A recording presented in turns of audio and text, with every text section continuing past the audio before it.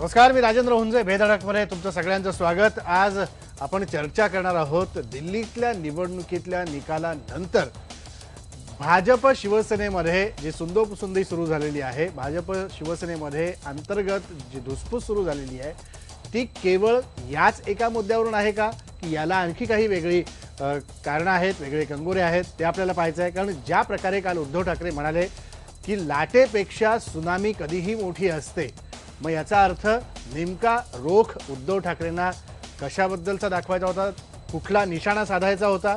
एक दुसरी गोष्ट, हे सगळं म्हणून झाल्यानंतर कालच्या सगळ्या दिल्लीतल्या विश्लेषणाच्या चर्चांमध्ये वेगवेगळे मुद्दे त्या पक्षांचे नेते मांडत असताना आज सामनामध्ये ज्या प्रकारे अग्रलेख शिवसेनेने लिहिलेला आहे, शिवसेनेने आपली भूमिका स्पष्ट केलेली आहे सामन्याच्या अग्रलेखामधून. त्यात ते म्हणतात की केजरीवाल जिंकले, मग हरलं कोण? हरलं कोण या प्रश्नार्थक दोन शब्दांच्या मागचा अर्थ थेट भाजप असं त्यांना घ्यायचं आहे, म्हणायचं आहे. आणि त्याच्या खालीच त्यांनी स्पष्ट असं लिहिलं आहे, आता चिंतन करा. म्हणजे हा एक प्रकारे भाजपला डिवचण्याचा प्रयत्न नाही आहे का? या सगळ्या मुद्द्यावरती आपण बोलणार आहोत, चर्चा करणार आहोत. पण सुरुवातीला बघूया शिवसेना भाजपमधले नेते याच सगळ्या मुद्द्यावरून कशा आता एकमेकांना खेचू लागलेले आहेत, आणि मग चर्चेत येऊया. महसूल राज्यमंत्री म्हणून मी गेल्या 2 महिन्यापासून या शासनामध्ये काम करतो आहे. तर अनेक निर्णय आता महसूल खातं म्हटल्यानंतर त्या ठिकाणी शेतकरी सर्वसामान्य लोकांचे प्रश्न या खात्याच्या मार्फत सोडवल्या जातात.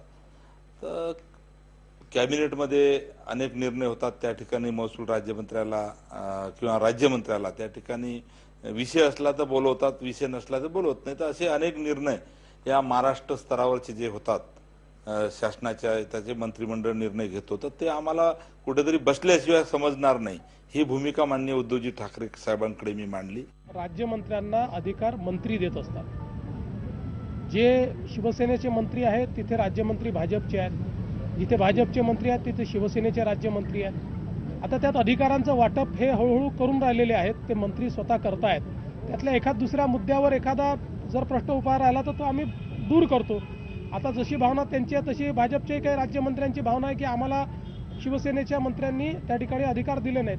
पण शेवटी एक गोष्ट सगळ्यांनी लक्षात ठेवली पाहिजे की अधिकार मंत्र्याचे असतात आणि त्यातले किती डेलिगेट करायचे हा मंत्र्याचा अधिकार असतो. त्यानुसार मात्र आम्ही हे समन्वयाने घडलं पाहिजे या दृष्टीने प्रयत्न करू. मला वाटतं आशिष शेलार ही काही त्या बाबतीतली अधिकारी व्यक्ती नाही. त्यांच्यापेक्षा खूप वरच्या पातळीवर हे युतीचं काम ठरलेलं आहे. त्यामुळे ते वरिष्ठ त्याच्यावर चर्चा करतील. स्वतः उद्धवजी, भाजपचे प्रदेश अध्यक्ष किंवा अध्यक्ष अमित शहा यांची चर्चा होईल त्याच्याबद्दल. आणि त्याबद्दल काही मला वाटत नाही काही अडचण आहे. हे सगळे मुद्दे दोन्ही पक्षांकडनं समोर आले आणि याच्या चर्चेकरता म्हणून आम्ही दोन्ही पक्षाच्या नेत्यांना संपर्क साधला. मात्र दोन्हीकडनं निरोप असा मिळाला, पक्षश्रेष्ठींनी आम्हाला याच्यावर काहीही बोलायचं नाही असं बजावलेलं आहे, त्यामुळे आम्ही येऊ शकत नाही. खाजगीत मात्र हे नेते सगळ्या काही गोष्टी स्पष्टपणे बोलत होते, मात्र टीव्हीवरती माध्यमांच्या ठिकाणी जाऊन चर्चा करायची नाही असे आदेश आलेत. त्यामुळे ते कुठलेही नेते भाजपचे आणि शिवसेनेच्या चर्चेत आलेले नाही आहेत. त्यामुळं तज्ज्ञ विश्लेषकांबरोबर त्यांचे मुद्दे काय आहेत ते मांडण्याचा आम्ही प्रयत्न करणार आहोत. आता ते नाहीत, त्यांच्याशिवाय आपल्यासोबत कलमनामाचे संपादक युवराज मोहिते आहेत. ते सांगतील की नेमकी सुंदोपसुंदी दोन पक्षातली कशामुळे सुरू झालेली आहे. ज्येष्ठ पत्रकार हेमंत देसाई सर आहेत. शिवसेनेचं नेमकं चुकतंय कुठं, काही भाजप बरोबर ट्रॅकवरती चाललं आणि नेमकं ही दुफळी आगामी निवडणुकांच्या समोर होऊ शकते का, हे मुद्दे आहेत, ते आपल्याला सांगतील. आपल्यासोबत राष्ट्रवादी काँग्रेसचे प्रवक्ते नवाब मलिक आहेत. नवाब मलिक सांगतील की काय नेमकं या पक्षामध्ये चाललंय, आघाडीमध्ये असंच चालायचं का, आता इथेही ही सुंदोपसुंदी अशा प्रकारची दिसते, त्यामुळे त्यांना नेमकं चित्र बाहेर बसून विरोधी पक्ष म्हणून काय दिसतंय. आपल्यासोबत येणार आहेत स्वाभिमानी शेतकरी संघटनेचे प्रदेशाध्यक्ष सदाभाऊ खोत, जे घटक पक्ष म्हणून या सत्ताधाऱ्यांमध्ये सहभागी झालेले आहेत. त्यांच्या मनात ही नाराजी आहे. जेव्हा त्यांना विधान परिषदेचं तिकीट नाकारलं गेलं, किंबहुना त्या यादीमध्ये त्यांचं नाव नाही आलं, तेव्हापासून राजू शेट्टी, सदाभाऊ खोत हेही नाराज आहेत. त्यामुळे या सगळ्या पार्श्वभूमीवरती आता 3 महत्त्वाचे प्रश्न घेऊन आपण चर्चा करणार आहोत. तो म्हणजे दिल्लीतल्या पराभवामुळे राज्यात भाजप अडचणीत आलेली आहे का? दुसरा प्रश्न या चर्चेतला असणार आहे तो म्हणजे अडचणीत आलेल्या भाजपला मित्रपक्ष आता कोंडीत पकडू पाहतायत का?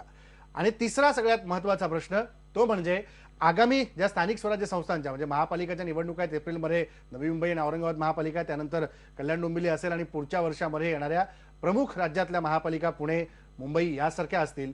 या निवडणुकांमध्ये महायुतीमध्ये याच कारणावरून दुफळी पडलेली दिसून येईल का, हे 3 प्रश्न घेऊन आपण चर्चेला सुरुवात करणार आहोत. युवराज मोहिते, काय म्हणाल की कालचा निकाल आम आदमी पक्षाचा हा भूतो न भविष्यती ऐतिहासिक एक प्रकारचा निकाल होता. भाजपला अपेक्षित नसेल की आपण इतका सपाटून मार खाऊ, आणि त्याच्यानंतर शिवसेनेनी ती संधी साधून लाटेवर सुनामी स्वार झाली असं म्हणून उद्धव ठाकरेंनी भाजपच्या जखमेवर मीठ चोळलं, म्हणून आज हे सगळं प्रकार दिसतोय. खरं तर हे बरोबर आहे की दिल्लीच्या निवडणुकीचे पडसाद हे राज्यात ज्या पद्धतीने उमटत आहेत, तर मला असं वाटतं की भाजपच्या जखमेवर मीठ चोळणं यापेक्षाही जी जखम भाजपने शिवसेनेला केली होती त्या जखमेचा वचपा काढणं हे सगळं होतंय. मला असं वाटतं की गेल्या 25 वर्षात शिवसेना आणि भाजप यांची युती आहे. ही युती पूर्वी असं म्हणायचे की शिवसेना त्याच्यात लीड करते आणि शिवसेना डॉमिनेट करते, त्यामुळे ती पुरुष प्रधान होती, आता ती कमळाबाई प्रधान आहे असं म्हटलं जातंय. त्यामुळे आता असं झालेलं आहे की इतक्या वर्षानंतर भाजपने जेव्हा त्यांना बहुमत मिळालं तेव्हा शिवसेनेला दिल्लीत आणि राज्यातही ज्या पद्धतीने मंत्रिमंडळामध्ये सहभागी करताना ज्या आपल्या अटींवर केलं, आपण म्हणू ती खाती, आपण सांगू तेच, तुम्ही फक्त नावं द्या, अशा पद्धतीने शिवसेनेला, ज्या शिवसेनेच्या जोरावर इथे भाजप सत्तेत आलं त्या शिवसेनेला अशा पद्धतीने वागणूक दिल्यानंतर शिवसेनेला जी जखम भळभळत होती ती संधी या निमित्ताने, दिल्लीच्या निकालाच्या निमित्ताने शिवसेनेला मिळाली आणि शिवसेनेने त्याचा वचपा काढण्याचा प्रयत्न केला आहे. आणि म्हणून कालच्या उद्धव ठाकरे यांच्या सगळ्या त्या प्रतिक्रियेमध्ये आपण बघितलं तर ते जी मोदींची लाट होती त्याला ते म्हटलं की लाटेवर आता ही सुनामी आलेली आहे आणि ती लाट विरून गेलेली आहे. दुसरं ते असंही म्हणाले की अमित शहाला बळी पडू नका, असं ते फार छान म्हणाले ठाकरे स्टाईलने. हे सगळं जे आहे हा सगळा एक आनंद घेत होते आणि त्याचं सगळ्यात महत्त्वाचं म्हणजे जो अपमान झालेला आहे, ज्या पद्धतीने आता त्यांचे राज्यमंत्री बोलत आहेत, या सगळ्यात त्यांची जी प्रतिक्रिया आहे हा त्यांनी दिलेला काढलेला एक वचपा आहे. आणि मला असं वाटतं की हे राजकारणात होत असतं, पण या सगळ्याचे परिणाम आता आपल्याला बघायचे आहेत की पुढे काय होईल. आज ज्या पद्धतीने टीव्ही शोच्या कार्यक्रमामध्ये दोन्ही पक्षाचे नेते आले नाही आहेत, याचा अर्थ त्यांची तुतुमेमे सुरू आहे, पण इतक्यात काही असा टोकाचा निर्णय घेतील असं वाटत नाही. पण या निमित्ताने भाजपला थपडा लगावण्याची संधी ही उद्धव ठाकरे यांनी घेतलेली आहे. आणि या पुढच्याही काळामध्ये आता हे ज्या पद्धतीने भाजपचे नेते सगळे जे आहेत त्यांना कळलेलं आहे की आपलं ज्या पद्धतीने दिल्लीच्या निकालानंतर म्हणजे हा अख्ख्या देशातच त्याचा परिणाम झालेला आहे, पण शिवसेनेने इथे ज्या पद्धतीने मागे एक पाऊल मागे घेतलं होतं किंवा नामुष्कीने त्या सगळ्या सत्तेमध्ये प्रवेश केला होता, ही नामुष्की आता कुठेतरी बाहेर पडते आणि त्याला उत्तर दिलं जात आहे. हे उत्तर मात्र फार टोकाचंही नाही आहे आणि अग्रलेखातने आपण आता मगाशी सांगितलं की काय काय म्हटलेलं आहे, पण हे सगळं जे आहे हे थपडा लगावणं आहे, हे सुनावणं आहे. आपण दुःखी होतो, त्या दुःखाचा वचपा काढणं आहे, एवढंच मी त्याकडे बघतो. दुःखी असलेल्या शिवसेनेने एक प्रकारे या पराभवाच्या निमित्तानं भाजपच्या एक वचपा काढलेला आहे. नवाब भाई, मला तुम्हाला विचारायचं आहे, विरोधी पक्षात बसून तुम्ही या सत्ताधारी पक्षांमधल्या जुगलबंदीबद्दल कसं बघताय? आता जे दिसतीये समोर की तुझं माझं जमेना आणि तुझ्या वाचून करमेना, अशी काही परिस्थिती भाजप शिवसेनेची झाली आहे? ही खरी परिस्थिती आहे. राज्यात ज्या प्रकारे गेले 3 महिने वागणूक भाजपकडून शिवसेनेला मिळत होती, त्यांच्या न ऐकून न इलाजाने तुम्हाला हे पाहिजे तर घ्या, नाहीतर आम्ही काही तुम्हाला फारसे देऊ शकत नाही, असं भाजपची एक रणनीती असताना हे कुठेतरी शिवसेना दुखवली होती. या निकालानंतर त्यांना आता दबावतंत्र निर्माण करायचं आहे आणि आम्हाला तुम्ही काय देताय, कसा देताय, किती देताय, सत्तेमध्ये आणखीन वाटा मिळवण्यासाठी हा दबावतंत्राचा खेळ शिवसेनेने सुरू केलेला आहे आणि ते काही सत्तेतून बाहेर पडणार नाही. जेव्हा जेव्हा संधी मिळेल त्यांना दाबून काय मिळवता येते याच्यासाठी ते पुढचं राजकारण करणारच आहे. दबावतंत्राचा वापर करताय शिवसेना असं तुम्ही म्हणताय. हेमंत सर, मला तुम्हाला हाच मुद्दा विचारायचा की शिवसेना एकीकडे सत्तेत त्यांना जे मिळालं नाही, ज्याच्यासाठी झगडावं लागलं, जसं नवाबभाई म्हणतात तसं दबावतंत्र वापरते एकीकडं, की कालच्या दिल्लीतल्या एकूण सगळ्या परिस्थितीमुळे भाजप राज्यात अडचणीत आलेली? नाही, मुळामध्ये काय की कालचा जो ऐतिहासिक जो विजय आम आदमीचा होता त्याचा आणि डायरेक्ट महाराष्ट्राचा तसा थेट काही संबंध नाही आहे, अप्रत्यक्ष संबंध लावता येईल.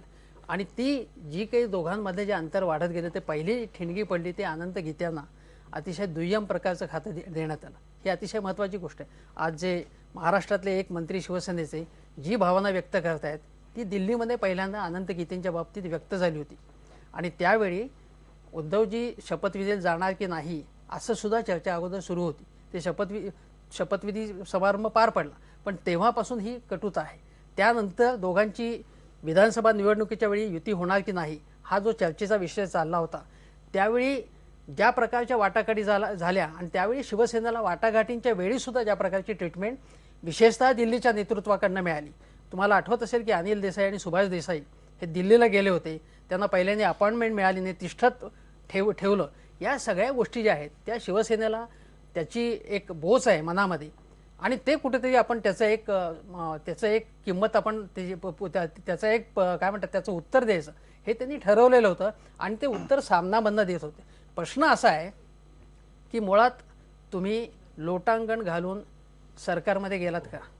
पहिल्यांदा स्वतंत्रपणे तुम्ही निवडणुका पहिल्यांदाच लढवायला पाहिजे होत्या, स्वतंत्रपणे शेवटी झाल्या नाईलाजाने, पण तोपर्यंत सुद्धा तुम्ही त्यांच्यापुढे लोटांगण घातलेलं होतं. त्या वाटाघाटी सुरू असताना फिसकटल्या सोडून द्या, पण पुढे सरकारमध्ये गेला. सरकारमध्ये जाण्यापूर्वी तुम्ही जे जे इश्यू मांडले होते स्वाभिमानाचे, ते स्वाभिमानाचे सगळे इश्यूज लटके होते, त्याचं पुढे काहीच झालं नाही. म्हणजे शिवसेनेचा हा जो काही मराठी बाणा आहे, जो त्यांनी स्वाभिमान दाखवावा अशी तमाम मराठी माणसाची इच्छा होती आणि मोदी आणि अमित शहा यांचा जो मुजोरी त्यांची होती त्याला कोणीतरी चाप लावावा, त्याला उत्तर द्यावं असं जे वाटत होतं लोकांना, ते लोकांचं संपूर्ण निराशा झाली. त्यामुळे आता नुसतंच तुम्ही हातपाय आपटत बसणं याला तसा काही अर्थ नाही. त्यामुळे तुम्हाला जर असेल तर तुम्ही काय तो स्टँड ठामपणे घ्या. आता तुम्ही बिहारमधलं बघा, आता बिहारचं उदाहरण की आता बिहारमध्ये जी अस्थिरता निर्माण झालेली आहे त्यावेळी आता भारतीय जनता पक्षाचे प्रवक्ते ते माझींना कसे उत्तेजन देतात बघा. तिथे नितीश कुमारांनी स्वाभिमान तिथे दाखवलेला होता. पहिल्यांदा तडजोड केली पण बाहेर त्यांची विभक्त झाले ते, पण त्यानंतर नितीश कुमार यांना त्रास देण्याचा जास्तीत जास्त प्रयत्न चाललेला. याला आणखीन एक फॅक्टर आहे की 14 तारखेला एक व्हॅलेंटाईन डे बारामतीला जो साजरा होतोय त्याच्यावर आपण येणारच आहोत. तर त्याचा सुद्धा संदर्भ याचा आहे. त्यामुळे राष्ट्रवादी आणि हे सगळं जे आहे त्याच्यामध्ये तो सुद्धा याच्यामध्ये संदर्भ आहे, हा आपण लक्षात ठेवला पाहिजे. पण हा जो काही मराठी बाणा किंवा हे जो आहे तो नाटकी असा लोकांना वाटता कामा नये, त्याच्यामध्ये कन्सिस्टन्सी असली पाहिजे. तुम्ही मुळात लोटांगण घातलेलं आहे हे लक्षात घ्या तुम्ही, आणि त्यामुळे नुसतं स्वाभिमानी जी ओरड आहे नुसती त्याचा काही उपयोग नाही. तुम्ही ताटपणा दाखवला पाहिजे तुमच्या प्रत्यक्ष वागण्यामधनं, केवळ लेखनामधनं किंवा नुसत्या वक्तव्यामधनं नाही, कृतीतनं दाखवायला पाहिजे. कृतीमधनं हा सगळा ताटपणा आणि तितकाच स्वाभिमान आपण दाखवला पाहिजे असं हेमंत देसाई सर म्हणतात. सदाभाऊ खोत स्वाभिमानी शेतकरी संघटनेचे प्रदेश अध्यक्ष कोल्हापूरला आपल्या सोबत आहेत.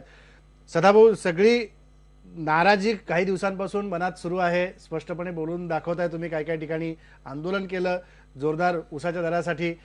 आज काय वाटतंय, दिल्लीत इतक्या फटका भाजपला बसला, आता शिवसेना बोलू लागलेली आहे, इतर काही नेते दबक्या आवाजात भाजपमधले देखील आपल्या मंत्र्यांबद्दल नेत्यांबद्दल बोलताना दिसत आहेत. तुमच्या मनातल्या काय नेमक्या भावना आहेत या क्षणाला आजच्या?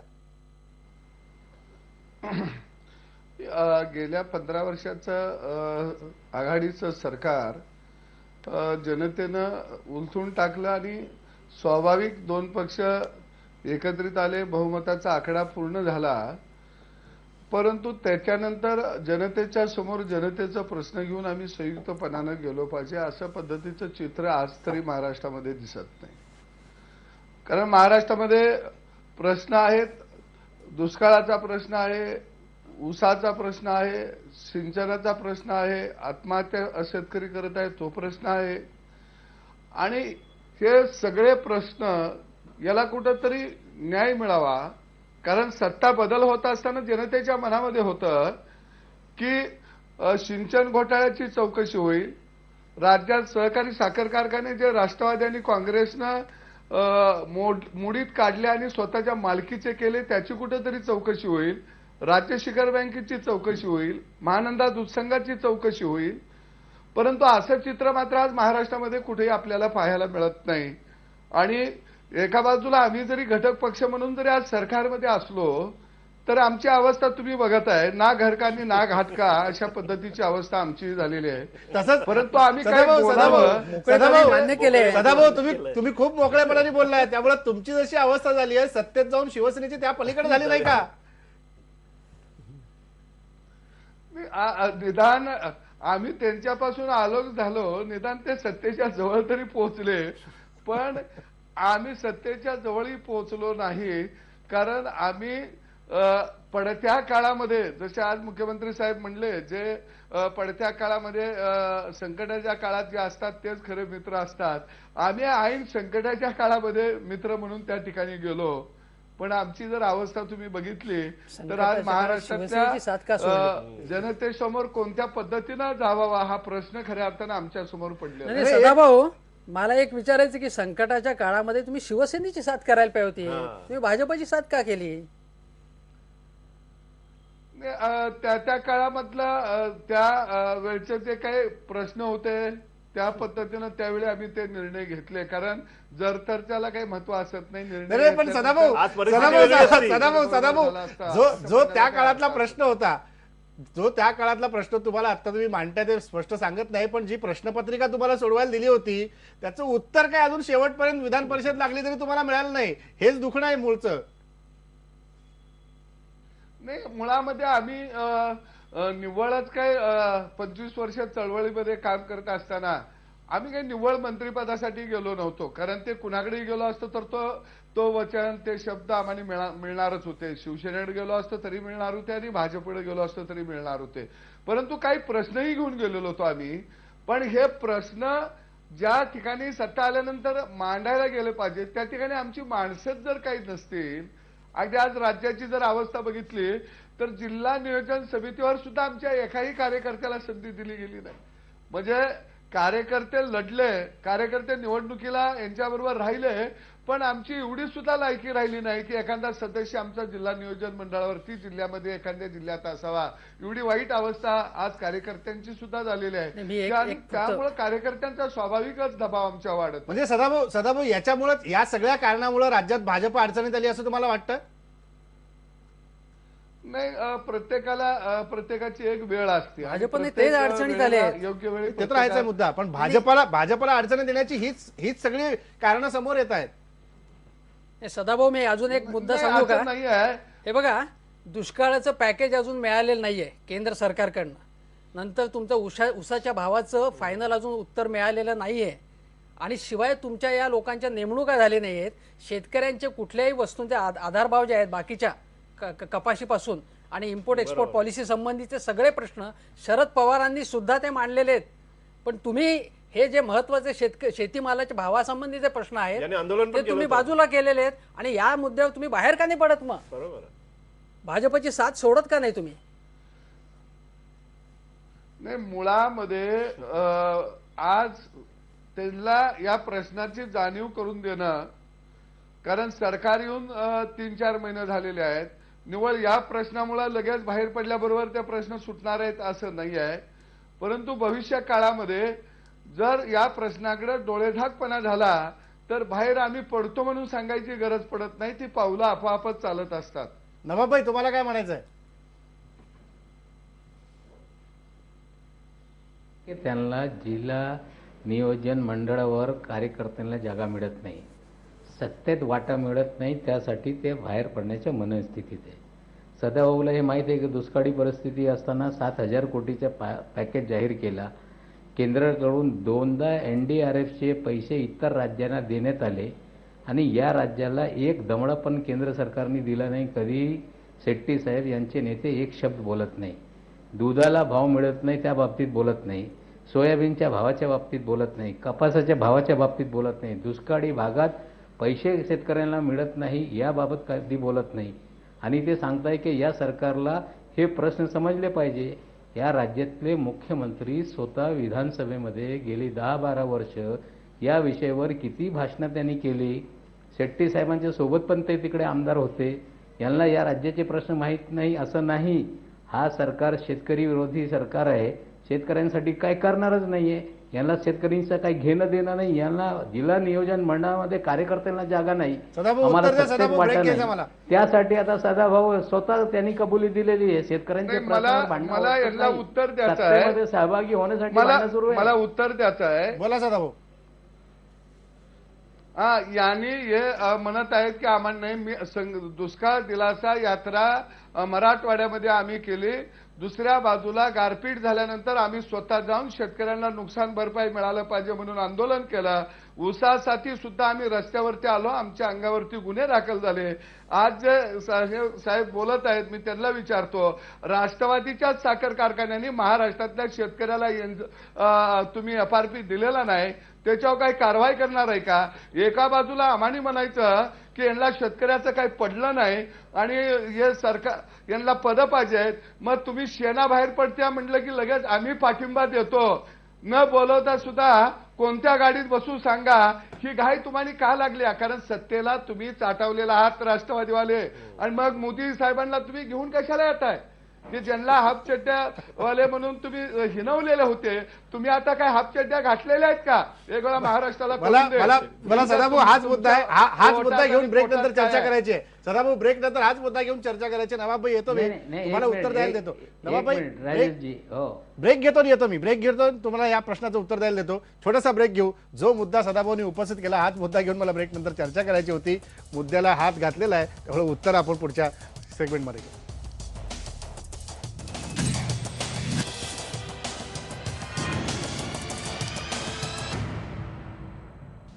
ब्रेक नंतर पुन्हा एकदा स्वागत. आमच्या फेसबुकवरती #बेधडक वापरून ज्या प्रतिक्रिया प्रेक्षकांच्या आलेल्या आहेत त्यातल्या काही निवडक प्रतिक्रिया मी वाचून दाखवतो. उरलेल्या पुढच्या सेगमेंटला आपण घेऊया आणि नवाबाईंकडे आपण जाऊ. त्यात विकास कुचेकर आहेत, ते म्हणतात की 4 दिवस सासूचे आणि 4 दिवस सुनेचे हे भाजप विसरला होता, त्याची कदाचित त्यांना आता इथे आठवण झाली असावी. दुसरा संतोष म्हणाले म्हणतात की जसं पेराल तसंच उगवतं, हा सृष्टीचा नियम आहे, त्यामुळे आपण काय पेरलं होतं आणि काय आपल्या वाटेला आलं, आपल्या पदरात पडलं, हे केंद्रातल्या सत्ताधाऱ्यांनी सगळा विचार करण्याची गरज आहे.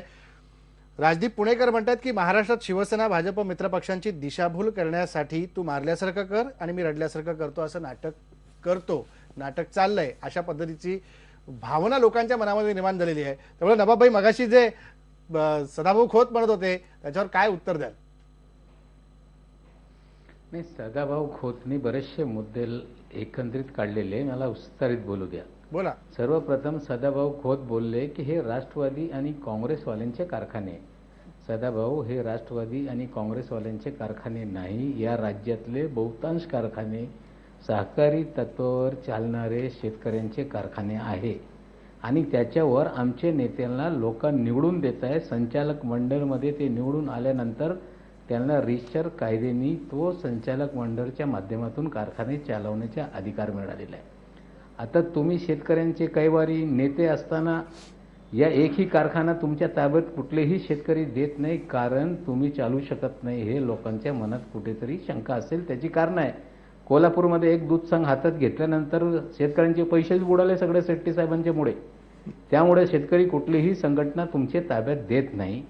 आज तुमची इच्छा असेल, राज्यातले जे सहकार मंत्री आहेत त्यांनी सांगितलं की आम्ही कारखाने ताब्यात घेऊ. आम्ही आजच बोलतो, उद्या निर्णय घ्या, सर्व राज्यातले कारखाने ताब्यात घ्या, शेतकऱ्यांना तुमच्या मनापासून भाव द्या. राष्ट्रवादी काँग्रेस पक्ष सर्व संचालक मंडळाला सांगतील की बाबा यांना ताब्यात द्या आणि सरकारतर्फे हे कारखाने चालतील आणि आपल्याला 3200 रुपये प्रति टन हे भाव मिळतील. तो कारखान्याचा मुद्दा चर्चेत नाहीये, मुद्दा व्हॅलेंटाईन डेचा आहे, जो 14 तारखेचा आहे. कारखान्याचा आरोप केलाय सदाभाऊने, राजेशजी आरोप केलाय त्यांनी. ऐका ना, तो मुद्दा चर्चा आपण वेगळी करू त्याच्यावर.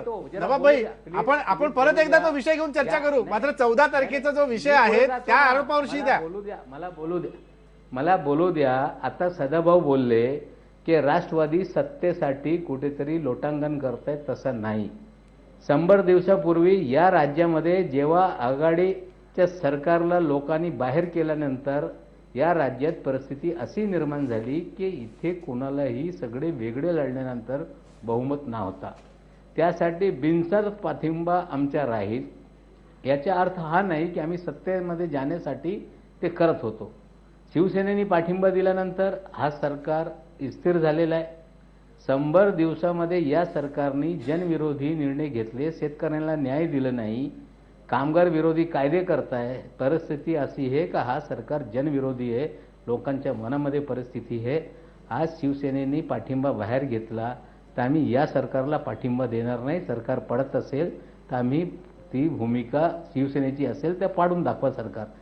आता तुम्ही सांगताय की बारामतीमध्ये कृषी विज्ञान केंद्राचा उद्घाटनासाठी देशातले पंतप्रधान येत आहे, ते खाजगी कार्यक्रम नाही. केंद्र सरकारच्या अनुदानातून हा संस्था निर्माण करण्यात आलेली आहे. पक्षाचा कार्यक्रम नाही, व्यक्तिगत कार्यक्रम नाही. आणि एखाद्या कार्यक्रमाला पंतप्रधान या नात्याने कुठले नेते येत असतील तर त्याला काय राजकीय मैत्री आहे असा अर्थ लावणं चुकीचं आहे. सदाभाऊ, तुमचे मित्र जर उद्धव ठाकरे साहेब असतील त्यांना सांगा, समर्थन काढा, बघा उद्या सरकार पडते का नाही. युवराज मोहिते हे वेगळाच सल्ला देतात. हे नवाबाई असं आहे, तुम्ही म्हणाल तेव्हा तुम्ही पाठिंबा द्यायचा आणि तुम्ही म्हणाल तेव्हा सरकार पाडायचं, हे राज्याच्या दृष्टीने हिताचं आहे. काय करायचं आपल्याला? बरोबर आहे. मग तुम्ही तुमची राजकीय भूमिका जी आहे ही अशी धडसोडची राजकीय भूमिका आहे. दुसऱ्या गोष्टीला तुम्ही असं म्हणता की तो कार्यक्रम जो आहे ज्याला पंतप्रधान येणार आहेत त्याला तुम्ही आमंत्रण दिलेलं आहे पंतप्रधानांना. असा नाही मोहिते साहेब, या 100 दिवसामध्ये शेतकऱ्यांची आत्महत्याची संख्या तुम्ही बघा. पण तुम्ही रस्त्यावर उतरला नाही पक्ष म्हणून. या 100 दिवसामध्ये केंद्र सरकारकडून एक दमडा या दुष्काळी परिस्थिती, अवकाळी पाऊस किंवा गारपिटासाठी मदत सरकारने दिली नाही. या 100 दिवसामध्ये या सरकारकडून कुठलेही असे निर्णय होत नाही. पहिल्या दिवशीपासून कुठलेही सरकार पाळून टाका असा होत नाही. जेव्हा जनविरोधी पण आता पंतप्रधान येणार आहेत तेव्हा तुम्ही जा विचारणार आहात का पक्ष म्हणून, विरोधी पक्ष म्हणून तुम्ही पंतप्रधानांना जा विचारणार आहात का या कार्यक्रमात? हो, विचारत राहिले ना. आमच्याकडून कसे कारखाने टिकतील, कसा हा साखर उद्योग टिकेल, कसा नवाबाई एका प्रश्नाचं उत्तर द्या. नवाबाई, मी पुढे जातो चर्चेला. ऐका ना, एका प्रश्नाचं उत्तर द्या. बांधलेले साखर भवन पाडणे आणि नवाबाई तो मुद्दा नाही चर्चेतला. मला फक्त एका प्रश्नाचं उत्तर द्या की ज्या प्रकारे तुम्ही सजेस्ट करताय उद्धव ठाकरेंनी सत्तेतनं बाहेर पडावं, दुसऱ्या बाजूला तुम्ही म्हणताय की सरकार स्थिर राहावं म्हणून आम्ही आगाऊ पाठिंबा देऊ केला होता. आता जर मित्रपक्षच भाजपला कोंडीत आणत असतील तर बारामतीमध्ये तुम्ही हातमिळवणी करणार का? सवालच नाहीये. म्हणजे हातमिळवणी करणार? भाजपसोबत जाण्याची तयारी आहे राष्ट्रवादीची? नाही. तुम्हाला ऐकू येत नसेल राजेशजी तर मी पुन्हा बोलतो. आता ऐकू येत असतील तर भाजपला कुठल्याही प्रकारचा पाठिंबा राहणार नाही आणि भाजपला समर्थन देणार नाही. सरकार शिवसेनेत हिंमत असेल तर सत्तेसाठी फडफडत न करा. हिंमत असेल तर तुम्ही पाठिंबा काढून बघा ना, सरकार पडते की नाही. महाराष्ट्र जनतेला कळेल सरकार कसं पडणार. विरोधी पक्ष म्हणून तुम्ही रस्त्यावर उतरणार आहात का या सगळ्या प्रश्नावर? तोच मुद्दा आहे. आजवर 100 दिवसात तुम्ही रस्त्यावर उतरणार आहात का? नाही, सरकार पडेल असं मला वाटत नाही. जरा ऐका मोहिते साहेब, 100 दिवसामध्ये आपण या 30 तारखेला आमचे आंदोलन झाला. आम्ही राशनिंगच्या विषयावर राज्यभर आंदोलन 3 तारखेला केला. विधिमंडळाच्या अधिवेशन सुरू झाल्यानंतर राष्ट्रवादी काय करते हळूहळू या राज्यामध्ये चित्र दिसणार आहे. सदाभाऊ सारखे आम्हाला डीपीडीसी मध्ये आस्थान नाही, आम्हाला ही संस्था मिळत नाही, नाटक तुम्हाला या विधिमंडळात आपली ती चर्चा नाही. मुद्दा असा आहे की आता युवराज मोहिते बरोबर बोलले ते की याच्यावरती तुम्ही आंदोलन केलं का? एक तर राज्यभर पेटवलं का आंदोलन? तसं झालं नाही. कुठल्याही शेतकऱ्याच्या प्रश्नावर कुठल्याही शेतकऱ्या शरद पवारांनी मुद्दे उपस्थित केले, अवश्य उपस्थित केले, पण त्याच्यावरती संपूर्ण राज्यभर राज्यव्यापी आंदोलन. कारण शेतकऱ्यांचा पक्ष आहे शेवटी राष्ट्रवादी, शेतकऱ्यांचं हित जपणार आहे, रयतेचा राजा असं शरद पवारांना म्हटलं जातं. तेव्हा आंदोलन केलं पाहिजे. दुसरं, घर वापसीसारख्या प्रश्नावरती जे वारंवार मोदींवरती, अमित शहांवरती टीका करतात, त्यांच्यावरती अनेक आरोप आहेत अमित शहांवरती, असं नवाबाई सगळेजण म्हणत असतो. अशा माणसाला बारामतीत बोलवणं, पंतप्रधान जरी देशाचे असले तरी त्यांना बोलवणं अनिवार्य आहे का अशा वातावरणात? घर वापसीचं जेव्हा वातावरण आहे आणि या आरोपांचं त्यांनी खंडन केलं नाही. लोकसभेमध्ये विरोधी पक्षांनी डोक्यावर घेतली लोकसभा, पण त्याचं उत्तर दिलं नाही. आणि हा कॉन्टेक्स्ट लक्षात घेतला पाहिजे ना. टेक्निकल उत्तर देण्यात पॉईंट नाही आहे. आज ह्या पॉलिटिकल पक्ष आहे तेव्हा 14 तारखेला त्यांना बोलवणं अनिवार्य होतं का? बोलवलं नसतं तर बारामतीचा विकास झाला नसता का? हा खरा प्रश्न आहे. मुळात मला तो मुद्दा अजून विचारायचा आहे हेमंत देसाई सर आणि युवराज तुम्हाला पण, की 14 तारखेला मैत्रीचे संबंध एका ज्या पक्षाने त्यांच्याशी सत्तेत जाण्याकरता जोडले त्या शिवसेनेला काही न सांगता शरद पवार आणि मोदी एका कार्यक्रमाला एकत्र येतात आणि तेही व्हॅलेंटाईन डेच्या दिवशी. हेच मुळात शिवसेनेचं दुखणं आहे. हे कारण अनेक असतील पण आता दुखणं तेच आहे. नवाबाई जे म्हणाले की शिवसेना बाहेर पडावं, ठीक आहे. आणि ते प्रश्न योग्य आहे. मी मगाशी शिवसेनेवर अशीच टीका केली, पण शिवसेनेने बाहेर पडलं तर पडणार नाही सरकार, कारण राष्ट्रवादीचं आहे ना इथे चांगलं, कारण स्थिरता असणं राज्यामध्ये हे एका विरोधी पक्षाला असं वाटतं की स्थैर्य असलं पाहिजे आणि सरकार पडू नये असं विरोधी पक्षाला वाटतं. हा विरोधी पक्ष कसा आहे हे मला माहिती हा मोठा विरोधाभास नाही, पण आहे. हा याहीपेक्षा सगळ्यातला विरोधाभास. आता आता आता नवाबाई म्हणाले की हा सरकारच्या अनुदानात बांधलेलं आहे आणि म्हणून ते येत आहेत.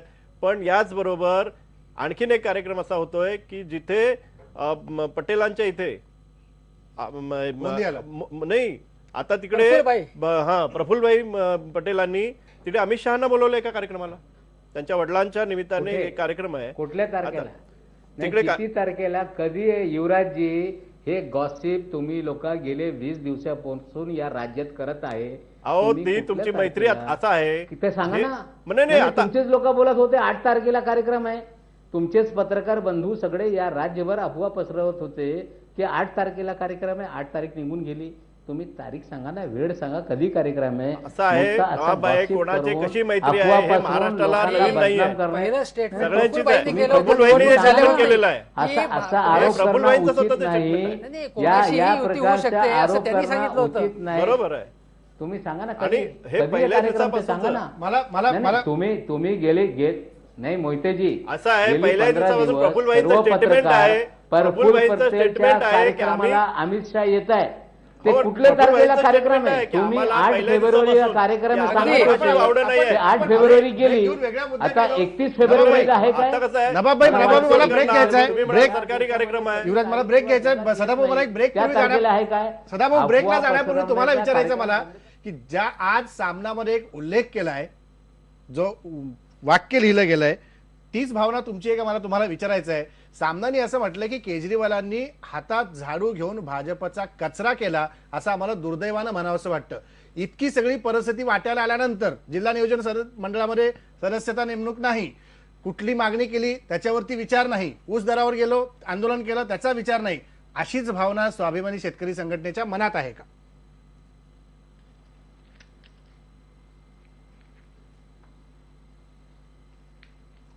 सदाभाऊ.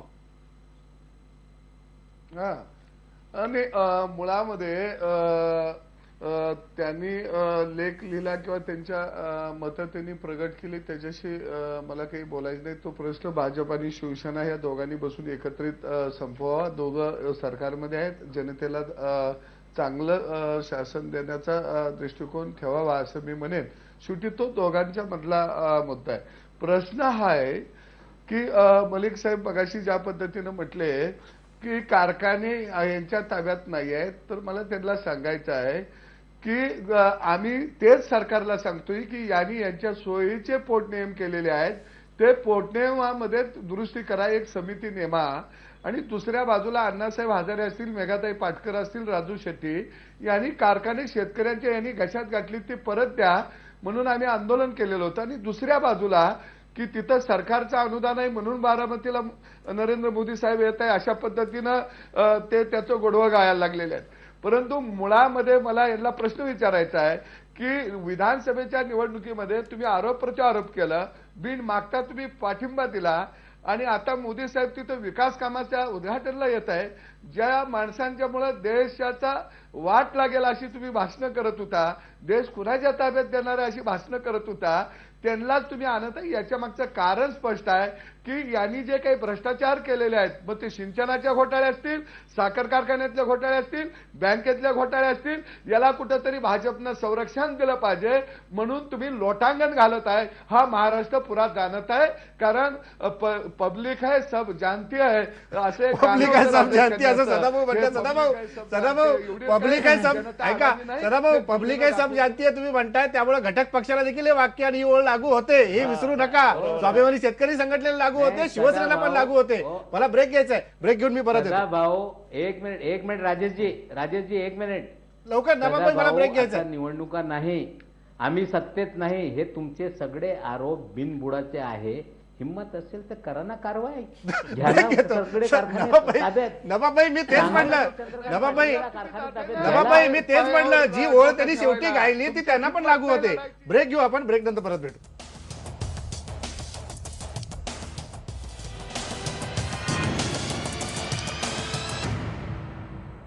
ब्रेकनंतर स्वागत. अगदी थोडका वेळ शेवटी माझ्याकडे आहे आणि याच सेगमेंटमध्ये मला चर्चा करायची की जी आता ही सगळी प्रक्रिया प्रत्येक पक्ष एकमेकांवर आरोप प्रत्यारोप करण्यासाठी म्हणून सुरू केलेली दिसते आहे. याचा अर्थ आगामी महापालिका निवडणुका, स्थानिक स्वराज्य संस्थांच्या निवडणुका याच्या आधी या युतीमध्ये दुफळी पडण्याची शक्यता आहे का?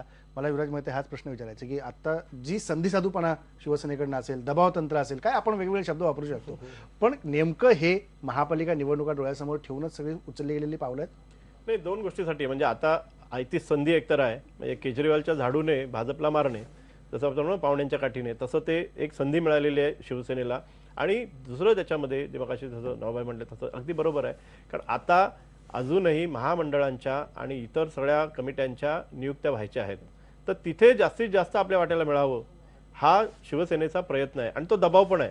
एका अर्थाने आपल्या मनात असलेली खतखत, आपल्या मनात असलेला संतोष जो आहे तो काढणे आणि असंतोष काढणे, आणि दुसऱ्या बाजूला दबाव आणणे आणि पुन्हा भाजपला हे सांगणं की तुमची मर्यादा काय आहे आणि तुम्ही कुठेतरी अशा पद्धतीने पराभूत होऊ शकता, आम्हाला गृहीत धरू नका. आणि म्हणून मला असं वाटतं की पुढच्या काळामध्ये ही युती आता जे सत्तेत एकत्र आलेले आहेत ह्याच्यात काही बाधा येईल असं मला वाटत नाही. हा दबावाचा एक राजकारणाचा मोठा भाग आहे. दुसरी गोष्ट त्याच्यामध्ये अशी आहे की आता येत्या ज्या निवडणुका आहेत, या निवडणुकात काय होणार आहे, आपापली ताकद हे पणाला लावणारच आहेत. पण हे सगळं होत असतानाच आत्ता मात्र आपल्या वाट्याला महत्त्वाची महामंडळं, महत्त्वाची पदं पदरात पाडून घेणं हे शिवसेनेचं आता एक महत्त्वाचं धोरण असं दिसतंय. सदाभाऊ, तुम्हाला काय वाटतं की आता ही दुफळी महापालिका निवडणुकांमध्ये उघड होईल का? तुम्ही हे वेगळा एक अल्टिमेटम सरकारला देणार आहात, भाजपला खास करून? नाही, आम्ही काय अल्टिमेटम देणार नाही. आम्ही प्रश्न घेऊन जाणारी माणसं आहोत. त्यामुळं आम्हाला कोणत्या एखाद्या पदासाठी त्यांना अल्टिमेटम द्यावा अशी आम्हाला आवश्यकता भासत नाही आणि तो विषय आमच्या दृष्टीनं आम्ही आता थोडा बाजूला ठेवलेला आहे. परंतु दोन्ही पक्ष निश्चितपणानं एकत्रितच 5 वर्ष कारभार करतील, कारण वरिष्ठ पातळीवर त्या पद्धतीनं ताळमेळ आहे. हे पेल्यातलं वादळ आहे आणि जसं मगाशी आता मोहिते साहेब म्हटलं तसं की थोडं अधिकारानं एकमेकावर दबाव टाकण्यातला प्रकार तो आहे. परंतु दोन्ही पक्ष आता आपल्या आपल्या परीनं कामाला लागलेले आहेत आणि त्यामुळं ज्यांना काही वाटत आहे की हे बाजूला होतील, यांच्यात फूट पडेल, जे देव पाण्यात घालून बसलेले आहेत आणि विशेषतः राष्ट्रवादीला यात जास्त लक्ष घालायचं आहे, कारण त्यांना हे सगळं महत्वाचं वाटत आहे की आम्ही कवा सत्तेत जाईल, कारण ते सत्तेला भोकायलेले आहेत. तर मला वाटत नाही अशा पद्धतीनं काय होईल की भविष्य काळामध्ये योग्य चांगला मार्ग निघून महाराष्ट्रामध्ये एक चांगलं सरकारचं काम चांगलं चालेल असं तुम्हाला वाटतंय? नवाबभाई, तुम्हाला काय वाटतंय, दुफळी उघड होईल महापालिकेत? थोडक्यात सत्तेमध्ये जास्तीत जास्त वाटा कसा मिळवता येईल यासाठी हा दबाव तंत्र आहे. जेव्हा मुंबई महानगरपालिकेची निवडणूक लागेल, भाजप वेगळ्या पद्धतीने काय विचार करत असेल तेव्हा शिवसेनेची काय भूमिका असेल ते आता 2 वर्ष त्याला आहे. पण सदाभाऊ सारखे पक्षाच्या लोकांना डीपीडीसीमध्ये आस्थान मिळत नाही, त्यासाठी इतकी त्यांची तळमळ दिसते. मग शिवसेनेला महामंडळासाठी तळमळ होणारच आहे. आता सदाभाऊ तुम्ही बोलताय राज्याची चर्चेविषयी नाही, चर्चेच्या विषयी जरा ऐका ना. हो सदाभाऊ, हो सदाभाऊ, जरा ऐकून घ्या. चर्चेच्या विषय नाही, तुम्ही सांगितले राजेशजी, तुम्ही सांगितले यांचे नेते बुडवला, शेतकऱ्यांचे पैसे लुबाडले आणि आजपर्यंत मला शेवटी हेमंत देसाई सर तुम्हाला विचारायचं, माझा वेळ संपला कारण या सगळ्या विषयावर नवाबाई आपण वेगळी चर्चा करू. काय म्हणाल तुम्ही, जे काही ही दुफळी दिसते ही उघड होईल महापालिका निवडणुकात? अजिबात होणार नाही. आता जे दबाव तंत्र आहे तर तो भाग आहे, ते परत रिपीट करणे ते मुद्दे. सगळ्यात महत्त्वाचा मुद्दा म्हणजे औरंगाबाद सारख्या ठिकाणी सुद्धा निवडणूक आहेत, MIM सारखं आव्हान आहे, तेव्हा हे दोघं पक्ष वेगळे होणार नाहीत हे 100% आहे. राष्ट्रवादी आणि काँग्रेस यांच्यामध्ये सुद्धा दबाव तंत्र चाललेलं असायचं. अगदी मुख्यमंत्र्यांनी गेल्या वेळी सांगितलं होतं की आम्हाला गृह खातं पाहिजे, हे जाहीर आलेले छापून, आणि राष्ट्रवादीचा अनेकदा दबाव टाकत असं समन्वय समिती वगैरेसाठी. महत्त्वाचा प्रश्न म्हणजे उद्धव ठाकरेंनी जे म्हटलंय की आम आदमी पक्षाचं जे यश आहे ते स्तिमित करणार आहे. त्यांनी काय दाखवलं की नागरिकांचे प्रश्न घेतले. मुंबई महानगरपालिकेमध्ये नागरिकांचे प्रश्न घेतले जातात का? बजेटची 80% रक्कम खर्च होत नाही. BSTची दरवाढ वाढते, मालमत्ता कर, पाणीपट्टी हे सगळे कर वाढतात आणि लोकांच्या दृष्टीने गव्हर्नन्स अजिबात होत नाही. प्रचंड भ्रष्टाचार मुंबई महापालिकेत आहे. त्यामुळे आम आदमी पक्षाच्या यशापासून भाजपने बोध घेतला पाहिजे, पण शिवसेनेने सुद्धा बोध घेतला पाहिजे आणि आपला कारभार सुधारला पाहिजे. कारण लोकांच्या दृष्टीने त्यांचा कारभार अतिशय वाईट आहे आणि त्यांना लोकांनी का निवडून द्यावं मुंबई महापालिकेमध्ये किंवा अन्य महापालिकेमध्ये असं लोक प्रश्न विचारतील. बरोबर. त्यामुळे त्यांनी स्वतःपासून या सुधारणेला सुरुवात केली पाहिजे. मग लोकांना सांगण्याचा नैतिक अधिकार शिवसेनेला प्राप्त झाडू स्वतःपासूनच सुरुवात केलं पाहिजे मारायला. झाडू स्वतःपासूनच शिवसेनेने मारायला सुरुवात केलं पाहिजे असं हेमंत देसाई सर म्हणतात. शेवटी इतकंच म्हणेन की प्रत्येकाच्या विषयी चिंतन करा असं म्हणत बसण्यापेक्षा, आपला मिळालेली संधी आपण साधून घेण्यापेक्षा, राजकीय पक्ष आत्ता कालच्या निवडणुकीनंतर प्रत्येकाच्या मागे एक वेगळी चिंता आहे. त्यामुळे दुसऱ्याला चिंतन करा असं सांगण्यापेक्षा स्वतःलाच आत्मचिंतन करण्याची गरज आलेली आहे. ही जाणीव ठेवून प्रत्येकाने पुढची पावलं टाकणे गरजेचं आहे. इथंच थांबू. पहा फक्त ऐकून.